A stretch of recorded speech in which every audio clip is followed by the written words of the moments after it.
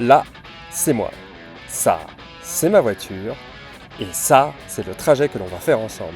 Oui, vous avez bien vu, je vais faire Paris-Tokyo, non pas en avion, mais bien en voiture, et pas avec n'importe laquelle. Une Peugeot 104 SL de 1977. Est-ce qu'une voiture comme ça, à la limite de ne plus pouvoir passer le contrôle technique, va pouvoir aller jusqu'au Japon? C'est ce qu'on va voir ensemble. Je viens de faire ma première nuit dans la tente. C'était assez cool. On va dire que j'étais fatigué hier et ça a été assez rapide pour la montée. Je sais pas combien de temps j'ai mis, mais je pense que j'ai dû mettre, alors pas 2 secondes comme ils disent, mais sûrement, je sais pas, 2 minutes quoi. Voilà. Je suis pas le seul à dormir un peu comme ça. Les gars avec qui j'étais pote, en fait, ils étaient en camping-car et ils m'ont donné rendez-vous là maintenant, là à 8h, pour prendre un petit déj.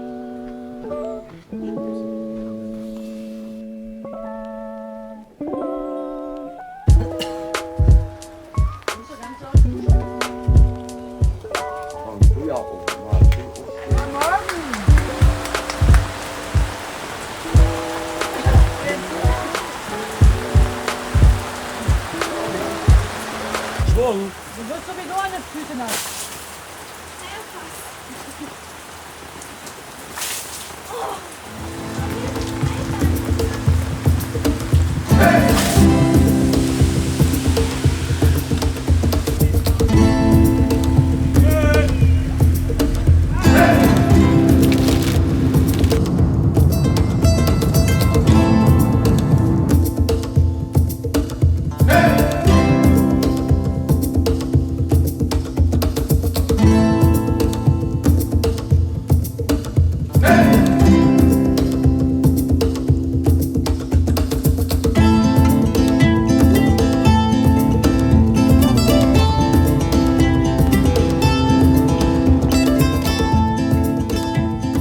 Grosse galère, l'aiguille de l'essence elle est derrière le zéro et ça fait, je sais pas, 1 heure que je croise aucune station essence.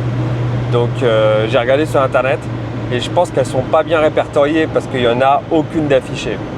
Quand j'ai tapé station essence ou essence, gaz, j'ai essayé en anglais, il n'y avait rien du tout. Je suis passé devant un panneau qui disait station essence à 500 mètres, mais au final elle était complètement abandonnée. J'avais ces petits trucs, quand j'ai vu le panneau, je me suis dit oh yes, dans 500 mètres il y en a une, mais en fait oui il y en a une, mais elle n'a pas d'essence, elle n'a rien quoi. Il y en a une qui est à 50 km. Est-ce qu'on va pouvoir faire 50 km? Je ne sais pas. Mais bon, en tout cas, il y en a une, les avis sont récents, les gens ont l'air de dire qu'il y a de l'essence.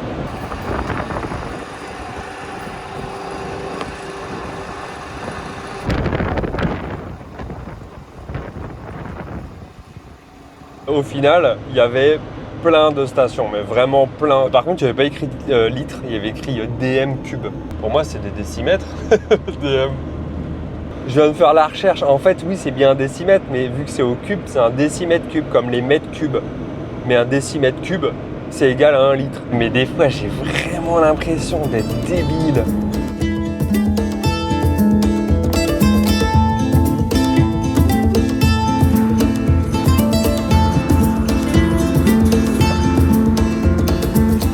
Bien arrivé à Wrocław, je crois que c'est ça la bonne prononciation.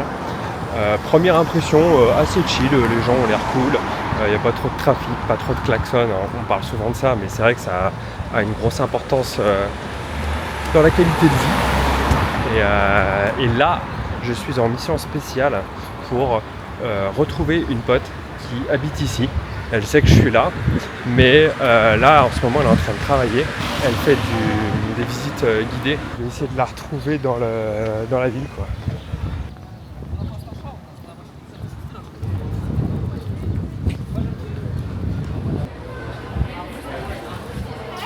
Hey! Oh my god! You're joining, right?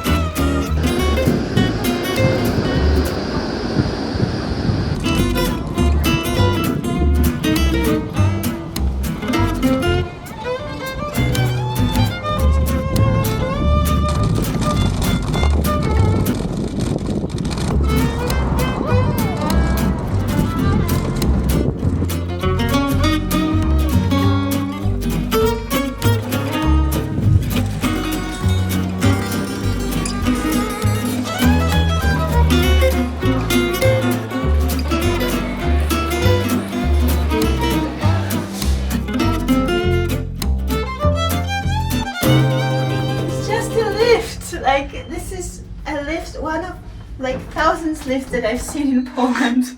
This is what lifts look like here.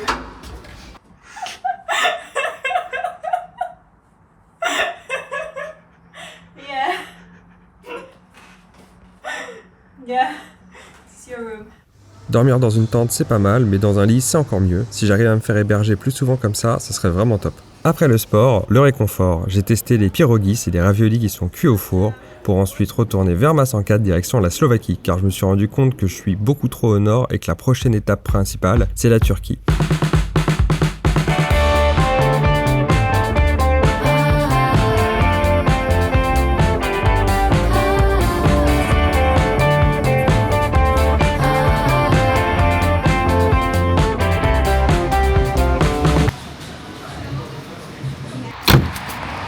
On entame la 10e journée.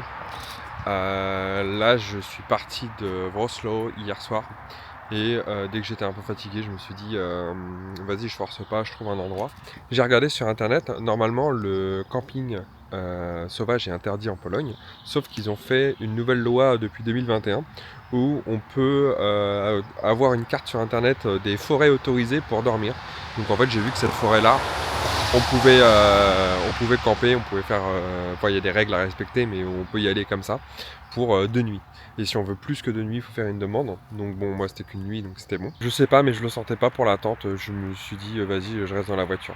Et oui, fun fact, enfin fun, je sais pas, mais là où je me suis arrêté, en fait, c'est Auschwitz. Auschwitz ? Je sais pas comment ça se prononce. Je suis allé au camp de concentration d'Auschwitz pour le visiter, mais c'était complet, donc on y va demain. Pour aujourd'hui, programme assez différent vu qu'on part sur un parc d'attractions. Ouais, encore un autre. Il s'appelle Energylandia et ça a l'air d'être un des meilleurs d'Europe. Mais juste avant ça, pour le bonheur de certains et le malheur d'autres, je suis retourné au McDo. Alors, je sais ce que certains vont me dire, mais quand on est sur la route en voiture, c'est pratique d'avoir le McDo à disposition. Parce que c'est justement sur le bord de la route, on n'a pas besoin de faire de détour, c'est pas cher, on a des toilettes, du wifi, bref, tout ce dont on a besoin. Mais revenons à nos moutons, aujourd'hui c'est Energylandia.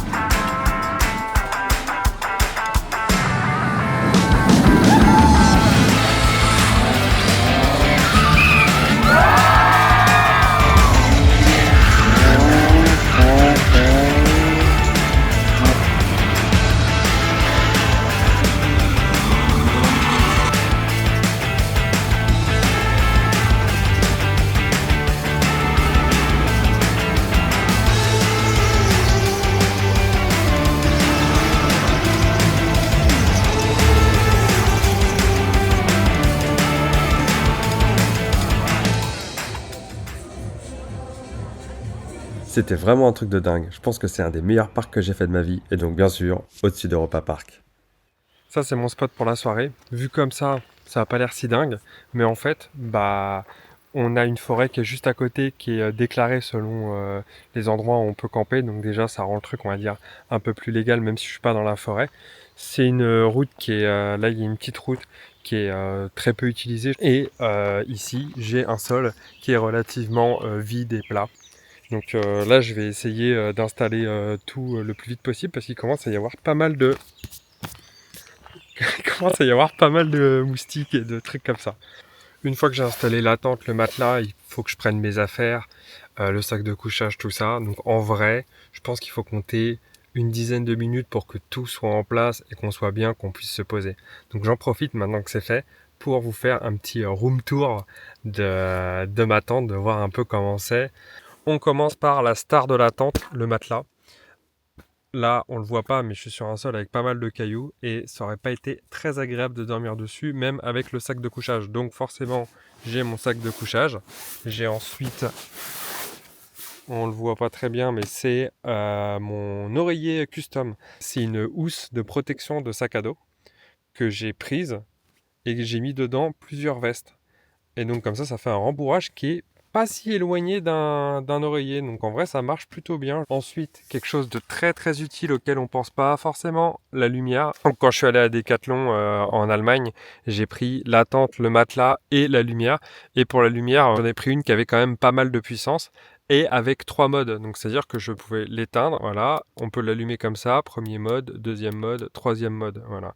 Donc moi, le deuxième dans l'occurrence, là, ça me suffit. Et rechargeable par USB, parce que j'avais pas envie de racheter des piles. Là, on est dans une démarche où j'essaye de limiter quand même le maximum de choses, c'est-à-dire que l'électricité, je l'ai par panneau solaire. Donc en parlant de panneaux solaires, voilà, là j'ai retiré le bloc de gestion du panneau de la voiture et je l'ai mis ici. Donc là, j'ai accès à une prise de courant 220 volts, une prise allume-cigare et plusieurs prises USB. Donc là, je suis en train de recharger ma caméra, mon téléphone. J'ai un livre, trousse de toilette, mes chaussures. J'aime pas trop les laisser dehors.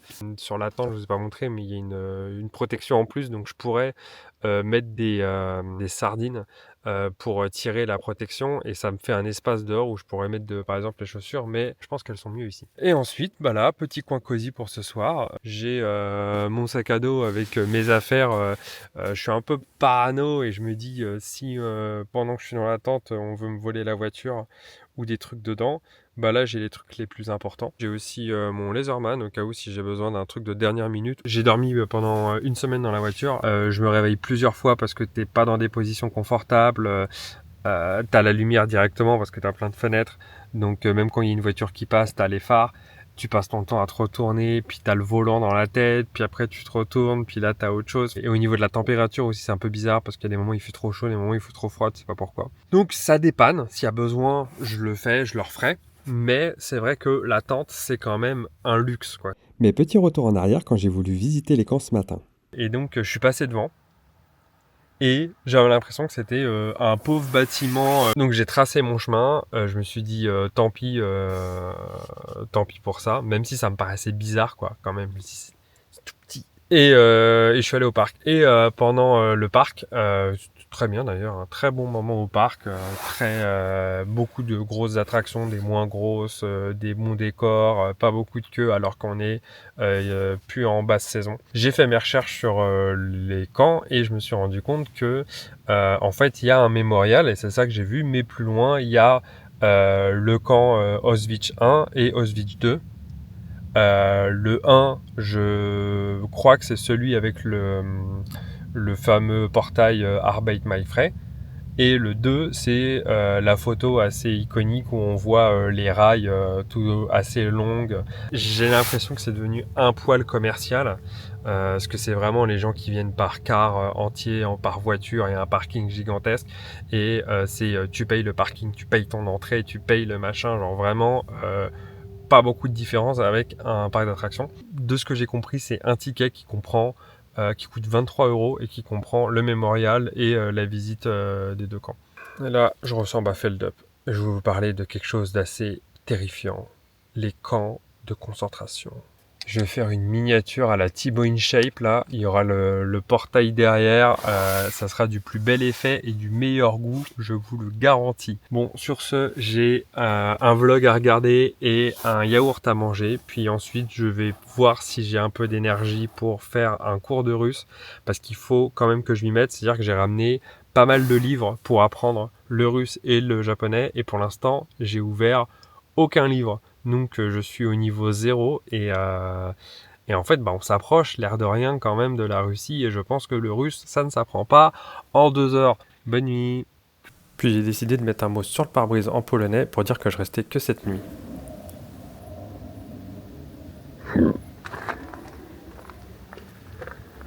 Bon, et ben nouvelle journée, je sais plus, je crois qu'on est sur la 11e. J'ai pas beaucoup avancé. Mais en tout cas, je voulais juste dire, le spot, trop bien. Voilà, c'était... Alors, je dirais pas calme, parce que en fait, on est à côté d'un aéroport. Voilà, j'avais pas fait attention à ça. Donc jusqu'à minuit, il y a eu des avions et à partir de 7h, il y a eu des avions. La petite voiture, la tente, un peu de nature, des oiseaux. Le soir, j'ai eu le droit à des lucioles. Quand j'ai voulu filmer les lucioles, j'ai entendu un mec faire de la flûte au loin. Donc je sais pas si le micro il a enregistré.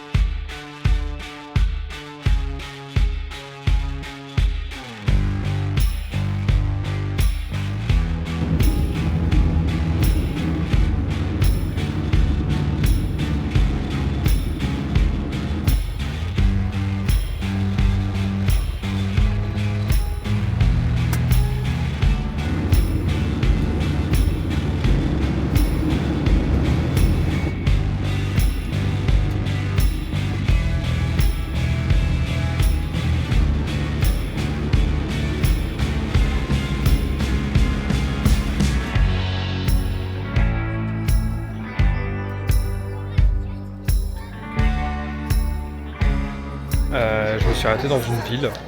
Je sais pas, je ne connais pas cette ville, je ne pourrais même pas vous dire le nom. Mais voilà à quoi ça ressemble. J'ai trouvé une place. Il y a une petite grosse église. C'est vraiment étrange comme sensation de ne pas savoir vraiment où on est. C'est un peu comme dans un jeu vidéo. On y va. On se dit oh on va tout droit, on va par là. Et puis quand on voit un truc intéressant, on se dit on s'arrête, on voit.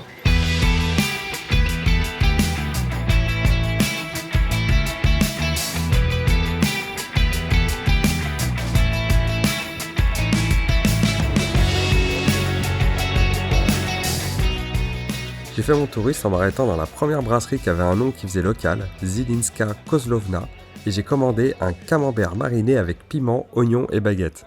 J'ai reçu exactement ce que j'avais commandé, mais je m'attendais vraiment pas à ça. Un camembert tout fin, coupé en deux, trempé dans un truc qui ressemble à du miel, avec une pâte rouge à l'intérieur. C'était pas mauvais, mais ça m'a vite écœuré et j'ai pas pu le finir.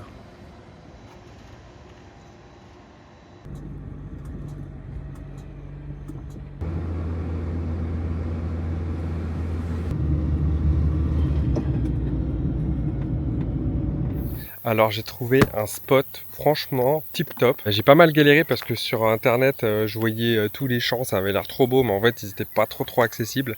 Et ça, c'est une route d'accès d'autoroute. Donc, c'est les gens qui bossent sur l'autoroute qui viennent. Donc, il n'y a pas beaucoup de passages. J'ai eu la visite d'un cerf pendant ma nuit. Il est venu renifler la tente. Et donc, la mission d'aujourd'hui, c'est continuer vers la Hongrie, je pense. Je crois que c'est la Hongrie, en dessous de la Slovaquie. Beaucoup de personnes m'ont demandé comment je me lavais, et bien comme ça, là j'ai trouvé une piscine municipale, c'est un système avec un badge et on paye autant, là j'ai payé pour 75 minutes, et ensuite si ça dépasse, on peut vérifier sur cette borne et ça nous dit combien on va devoir payer. Donc là ça me dit 0 € parce que je suis encore dans les 75 minutes.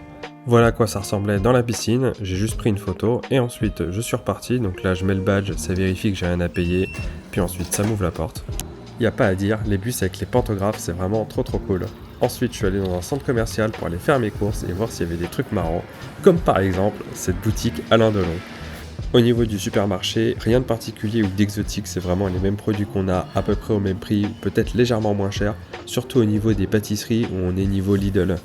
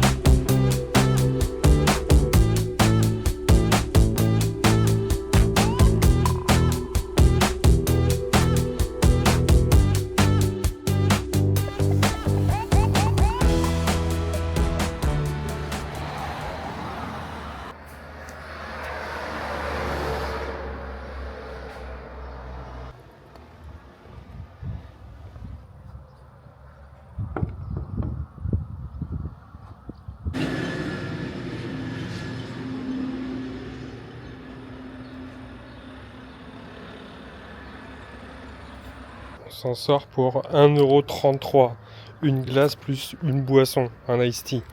1,33 € quoi. Je suis même pas sûr qu'à Carrefour on puisse avoir ça. Et là c'est genre tu sais, les supermarchés là, les supérettes de l'arnaque dans les villages où en fait ils te vendent tout 3 fois trop cher là. Et là il y a la soundtrack de la ville qui vient de se lancer. Théma les églises brutalistes là, on dirait des bunkers.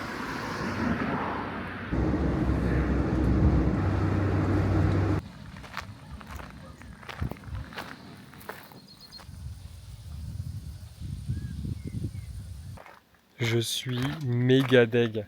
Ça fait 30 minutes que je roule dans des routes de montagne sinueuses avec des trous, mais regardez ça là. Ça c'est en état normal, hein, il y a pire. Ça monte, je galère et tout. Tout ça pour aller voir une cascade. Mais la cascade, sur Google Maps, elle avait l'air jolie. Voilà, je me suis dit, qu'est-ce que 30 minutes pour aller voir une belle cascade? Peut-être s'y baigner. Mais non, parce que là, il reste que quelques kilomètres, mais quand même, pas 2 kilomètres, hein, ça doit être genre plutôt 6 en montée. Et là, ils disent quoi? Ils disent tranquille, Nepovlanim stop Zakani, là.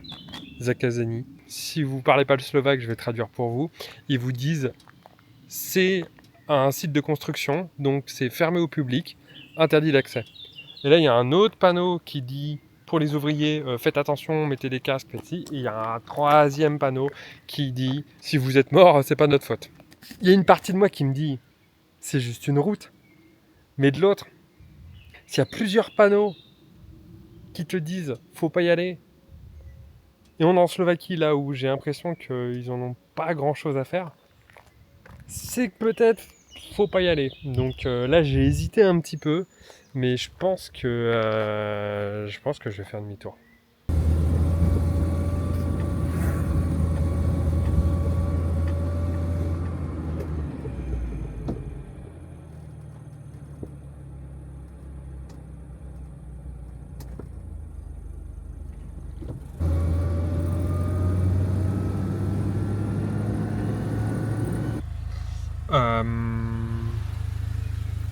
Pourquoi il y a des photos d'ours ici?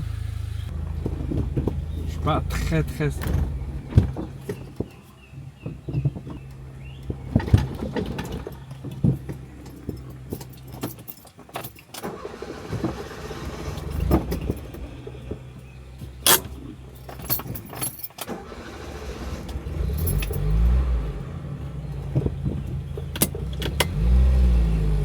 Pas très serein à la vue des photos d'ours. Alors je sais que j'en ai un petit là, parce que c'est un signe. Et là, il y a une barrière. Donc je sais pas trop ce que je vais faire. J'ai laissé la voiture ici. Ça a l'air d'être le point le plus loin où on peut aller. Ça fait un bon moment que je marche au milieu de la forêt. Enfin, il y a une route, mais c'est vraiment au milieu de la forêt. J'ai plus de réseau. J'ai l'impression qu'il commence à faire nuit. Je vous avoue que les petits panneaux qui montrent des ours, tout à l'heure je pensais être tranquille. Il y a un buisson qui a un peu bougé. J'ai fait un bond en arrière de 1 mètre. C'était un oiseau. Pour ceux que je gérais, genre je me suis dit ouais, si je vois un ours, je trouverai un truc. Non, que dalle. Que dalle. Une flippette, voilà. Je le savais pas, mais je suis officiellement une flippette.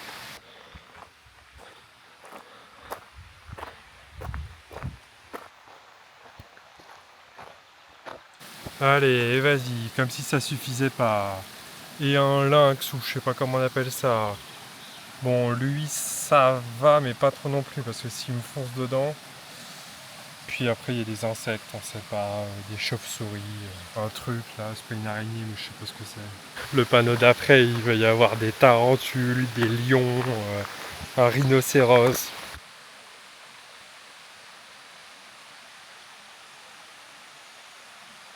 Bon, en gros, je suis à peu près par là.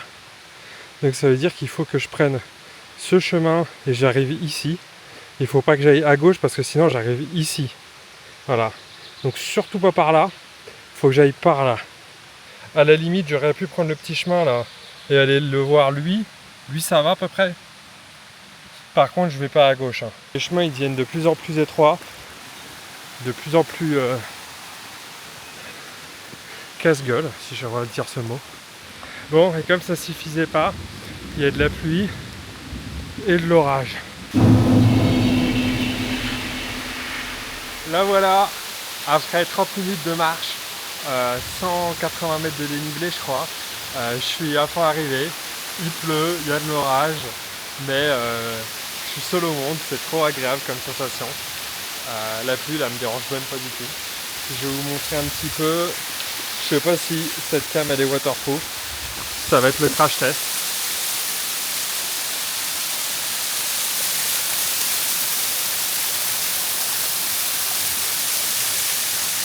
Alors ça glisse vraiment beaucoup. Ici il y a un truc pour monter. Je sais pas jusqu'où ça mène, mais bon je vais le faire pour vous.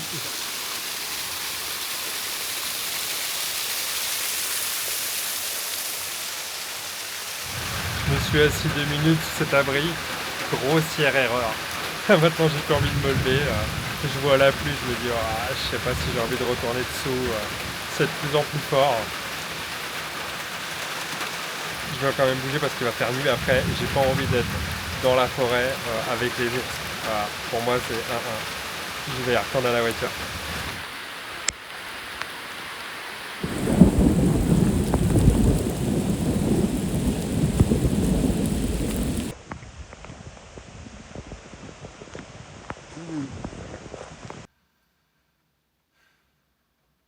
C'était la pire pluie que je me suis mangée de ma vie. En fait, c'était 30 minutes, mais dans ma tête, c'était une éternité. Puis je pouvais pas me sécher, j'avais ma serviette avec moi dans mon sac, elle était complètement trempée. Donc j'ai retiré tous les vêtements, je les ai essorés, il y avait des litres qui tombaient.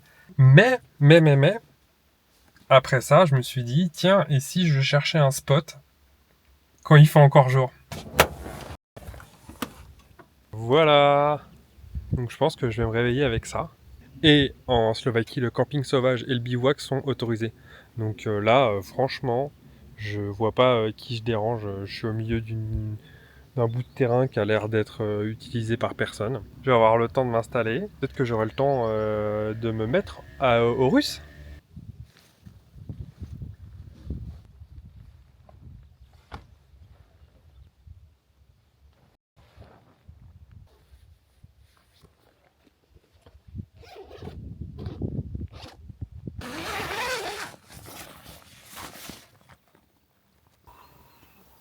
Et voilà, la 13e journée commence. Je suis assez fier de moi sur le choix du lieu. Je pense que c'est, depuis le début, peut-être le meilleur. Et voilà mon petit déj, des Cheerios. Vu que j'ai pas de bol, j'ai pris un gobelet à plastique McDo. Et vu que j'ai pas d'eau, la Monster. Là, on est vraiment dans un délire punk à chien, hein. Je m'apprêtais à ranger toutes mes affaires et partir, mais j'ai une nouvelle panne. Alors, c'est pas une panne mécanique ni quoi que ce soit, c'est plus esthétique qu'autre chose. Mais j'ai le panneau ici, là, qui s'est complètement déboîté. Et les gens qui connaissent un minimum les voitures, ils savent que les clips sur une voiture, alors imaginez-vous les clips sur une voiture des années 70. Ça fait 30 minutes que je suis dessus pour reclipser 5 trucs. C'est ici que j'ai passé la nuit. Et là, je partais jeter mes déchets. Et sur la poubelle, je parle pas slovaque, mais je pense qu'il est écrit « Vérifiez à bien fermer à clé la poubelle, parce que sinon, lui, il peut venir se servir. » Donc ça veut dire que potentiellement, pendant que je dormais... Oh, oh tiens, voilà quelqu'un, petit ours brun. Déjà qu'hier, je sais pas si c'était un sanglier ou un cerf, je pense qu'un cerf, mais le bruit était assez flippant, le bruit du reniflage, là. Il a reniflé ma tente. Moi je suis resté comme ça pendant le temps où il était là, et après il est parti tout seul quand même. Et j'ai pas osé ouvrir la tente pour regarder, de toute façon il fait nuit, le temps de regarder où c'est tout ça. Et imaginons que c'est un animal qui aime bien se tabasser, hein. J'ai fait sécher tout ce qui était mouillé d'hier, et là c'est parti pour la Hongrie.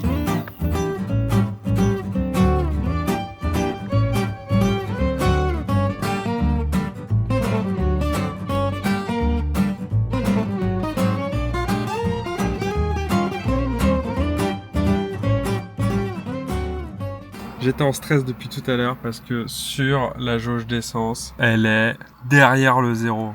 Et je voyais 0 station, moi j'ai vu une station, il n'y avait que du 95/10, je me suis dit non, c'est mort. Et là, je vois cette grosse station, je me dis trop bien. Puis qu'est-ce que je vois là-bas? En fait, ils mettent que du 95, mais 95/10, ils le disent pas, mais c'est ça. Et en m'arrêtant, je vois quoi? Il y a du 100 plus. Je savais même pas qu'au 100 c'était possible. Mais bon, vu qu'il y a écrit E5, bah c'est bon. Incroyable. Voilà, on a le 95 et là on a le 100 plus.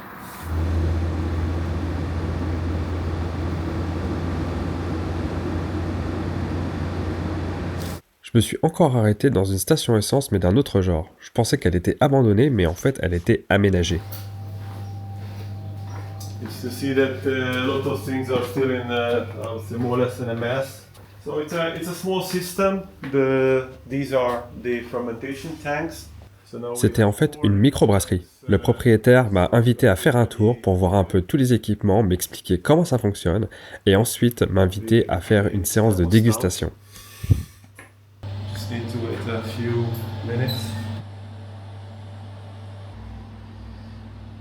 Wow, it smells very good. Yeah, that comes from the hop. That's red Indian Pale Ale, 6.5%. This one is strong. That's strong. That's 8.5. I actually, that's my favorite one, to be honest.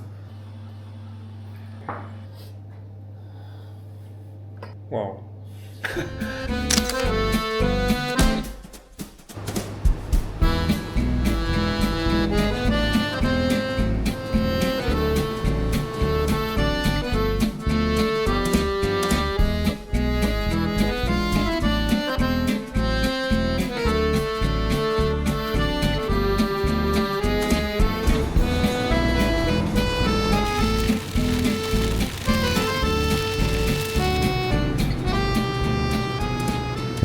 J'ai encore eu une nouvelle panne, toujours pas mécanique.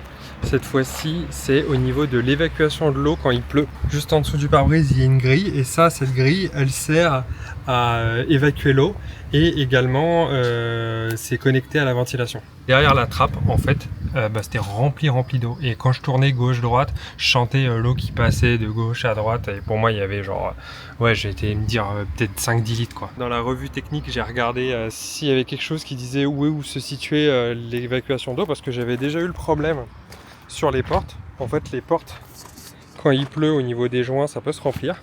Et après, si l'évacuation elle est bouchée, mais en fait, il y a de l'eau qui est à l'intérieur, mais plusieurs litres quoi. Et en fait, ça s'évacue par ce tout petit trou qui est là. S'il y a un peu de saleté, ça peut se boucher et l'eau elle sort plus. Donc en fait, on prend un cure-dent, ce que vous voulez, un petit pic, et vous retirez les saletés, et là d'un coup, tout sort. Bah là, en fait, c'était un peu la même chose. Sauf que le problème, c'est que là, tu vois, sur la porte, c'est un petit trou. Mais ici, en fait, c'est ce tuyau-là, mais qui est énorme. Ce tuyau, mais il est gigantesque. Donc je me suis dit, mais c'est impossible de pouvoir le boucher, c'est pas possible. Je me suis mis sous la voiture. Là, on le voit qu'il dépasse, mais il n'était pas là. Et j'ai mis ma main, et j'ai vu qu'en fait, le tuyau, il descendait, et d'un coup, il faisait ça. Genre, il tapait sur une pièce, et il se mettait comme ça. Et donc, je me mets sous la voiture, je tire le tuyau, il devient tout droit. Et d'un coup, j'entends blop. Et là, le raz-de-marée. Donc, je me suis vite retiré pour pas me manger le truc parce que l'eau, elle était noire avec de la boue. Enfin, vraiment, on sentait tout s'était encrassé depuis peut-être des années, je sais pas. Donc voilà, les petites réparations faciles, hein, c'était pas grand-chose. Mais c'était marrant. Ce que je vous ai pas dit, c'est que depuis hier, j'avais des problèmes d'eau, mais je me disais, bon, bah c'est quand il pleut, la voiture elle est vieille, les joints sont plus trop étanches, et ça coule dedans. Mais quand même, c'était bizarre, c'était au niveau des pieds que ça coulait. Ici, au niveau du passager, c'était mouillé, là aussi, et c'était mouillé aussi là, dans ce qu'on peut appeler une étagère à gants, et pas vraiment de boîte. Et ça, en fait, c'est directement le moteur de la ventilation, et après, c'est le compartiment de ce qu'on a vu tout à l'heure. Donc c'est ça qui m'a mis la puce à l'oreille en me disant si ça goûte par là, si ça goûtait par là, je me disais bon bah il y a des chances que ça soit ce compartiment là. Et tout à l'heure il s'est mis à pleuvoir et en fait j'avais de l'eau qui tombait, mais vraiment beaucoup d'eau qui tombait sur mes pieds dès que je tournais un petit peu la voiture.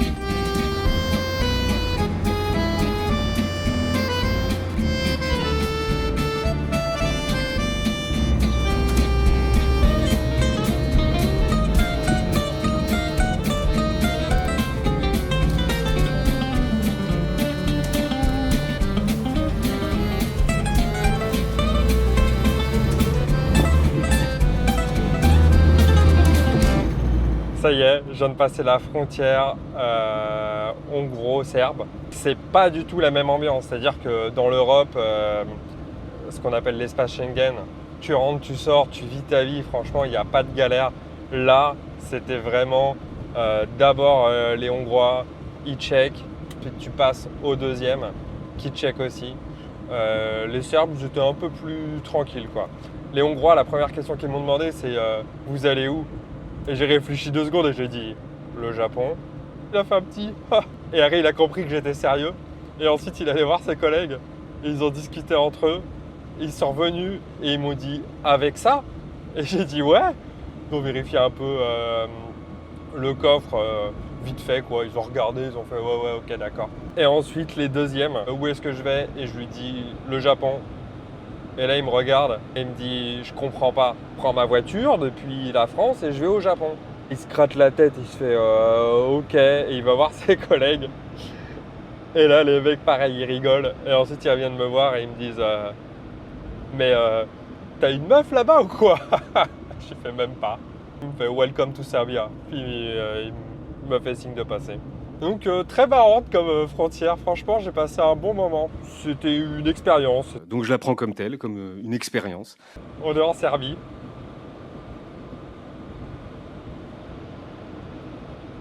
J'arrive pas à y croire. J'arrive pas à croire que j'emmène cette voiture aussi loin. Là j'ai l'impression d'être tellement loin et je me rends compte que j'ai même pas fait un tiers du voyage. Bon là par contre on est déjà sur la colorimétrie Europe de l'Est, hein, limite Russie. Tout est gris, c'est pas une légende quoi. Dès que tu vas à l'Est, bam,